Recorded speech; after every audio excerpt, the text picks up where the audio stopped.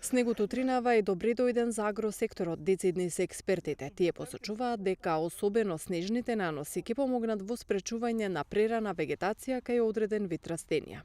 Ваквото време, односно овој, да речеме, снежен бран или пониски температури, се добро дојдени да пред се во овощарството и лозарството да ги стопират самите овошки, односно виновата лоза, бидејќи што топлото време што претходно беше, веќе предизвикува предвреме баврење на папките и можност за отварање на цветовите, односно будење или вегетација на пораните сорти на овошки.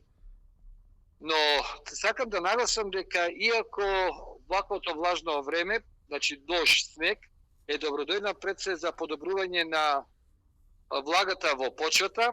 Сепак со влажноста во почвата треба да се внимава за да не дојде до појава на одредени болести. Така фармерите, особено кои имаат пластеници, треба да ги отворат навреме.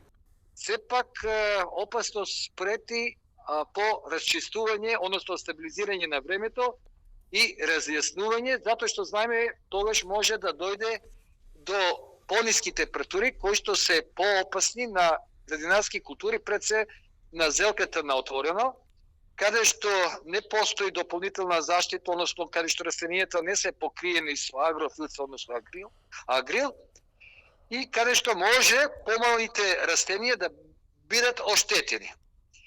Моја препорака е да сите оние земјоделски производители кои што се во можност отворите или луфтата на оранжериите, односно фолиите да ги затворат, тоа да ги прават овие неколку дена, каде што се најавува и температури до -6, но од петок повторно ќе се стопли температурата, со цел да не дојде до уништување на самите растенија.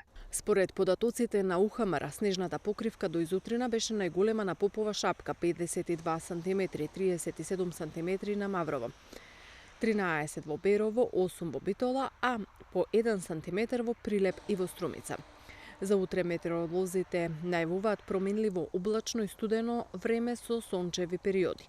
Ке дува слаб до умерен, а вдолж по Вардарието повремено засилен ветер од северозападен правец.